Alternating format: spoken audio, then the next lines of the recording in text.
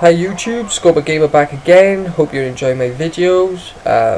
This video is basically going to be about the map and the class that I think is the best. As you can see, I'm using the PP90M1 submachine gun with rapid fire and red dot sight. In my opinion, this is going to be one of the best guns on Modern Warfare. Especially for rushing. It's not the best on long distance, but you do get the kills if you've got the accuracy there. That's why I like the red dot. As you'll probably notice on this game, I tend to do a lot of running about because it's a very small map and a lot going on. I think this is one of the games that I actually recorded prior to putting the commentary on it. So really I'm playing it by ear how I actually played the game. I do know that I did have a pretty good kill, end kill. I think it was something like 24 kills, which is pretty high for me. So really I'm just, as you can see, just running around, just checking out where people may be hiding or spawning. I've already had 2 kills. So I'm just running around now. I do like to run up into this building just in front of me and go upstairs. But then, like most of the places on Modern Warfare 3, there's more ways in and more ways out than there's ever been. So you basically got to keep your eyes really well glued to the doors, windows, anyway basically that an enemy could come flying through and kill you. I do find that in this building now, opposite, people do tend to spawn in the corner, so there's a good spawn point. As you can see by here, I just tried to knife someone, turned around, didn't actually kill him, but don't know where the hell they went. So carry on running now. This is another good spot. You can copy down in that corner, or even jump up on the filing cabinet in the corner. Oh, just got killed. That, gotta be fair, that's a pretty good shot with the rocket launcher. Right, respawned again now, up in the top part of the building. As you can see, I'm just standing still at the moment. I don't really know what was going on by here, and I do apologise for it, but it'll soon start working now.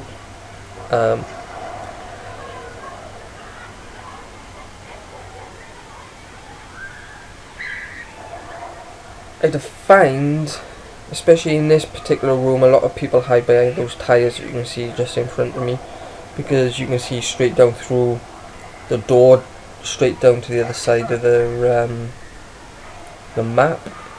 But I find this bit by here is a bit too open. You don't tend to find that many people. If you do, they're running straight into the building, the green building in front of me.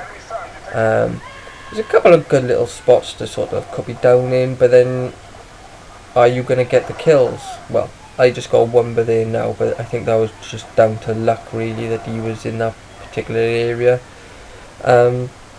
This is okay. You can jump up on top of those containers and lie down flat and get a few kills. It's a very good map for just rushing basically. I wouldn't particularly do anything else bar rush on you. It's too many it's too many like buildings and too much. It seems a very crowded map then, if that's a better way of explaining it. A lot of people stay in one building, kill 1 or 2 people and run off, and then, but most of the time you just see them running around like headless chickens. Just got a SAM turret now which I've placed down, try to get a couple of kills.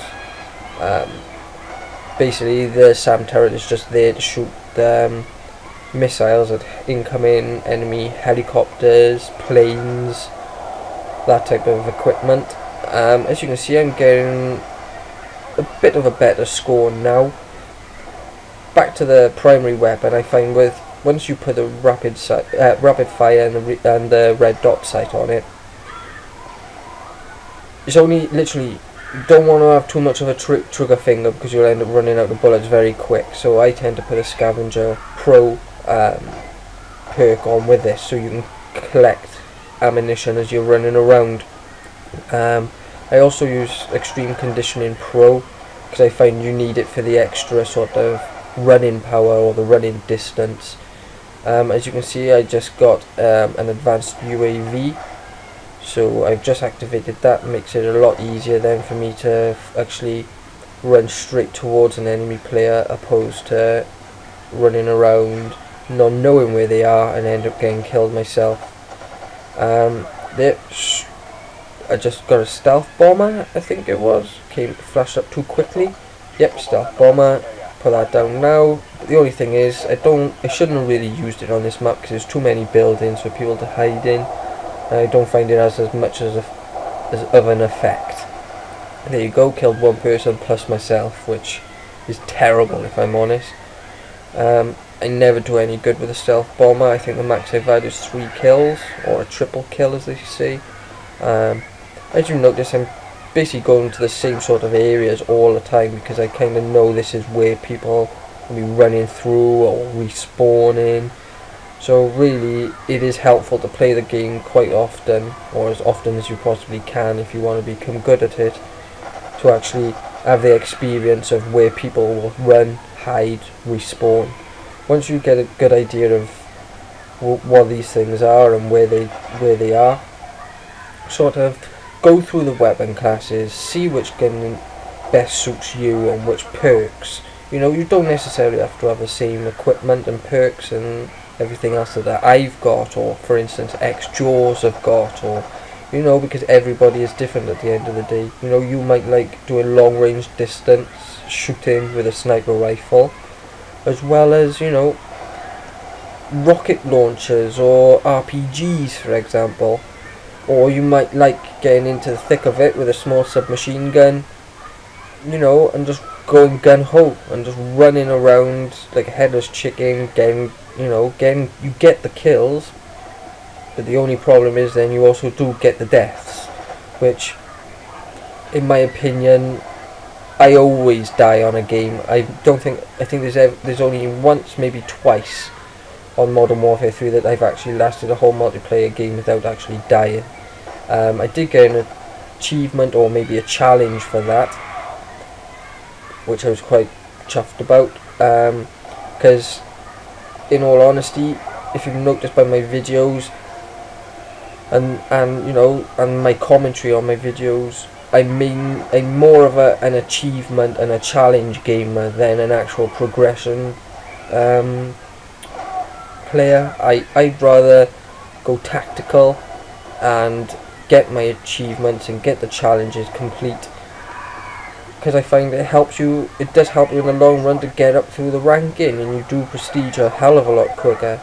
Yeah, you know, you do have to redo the challenges afterwards, but like I've said in my recent videos, I'm only prestiging once. I've already prestiged once, now I'm level prestige 163, and I think I'll just stay and do the challenges now. So keep in touch for more videos on challenges.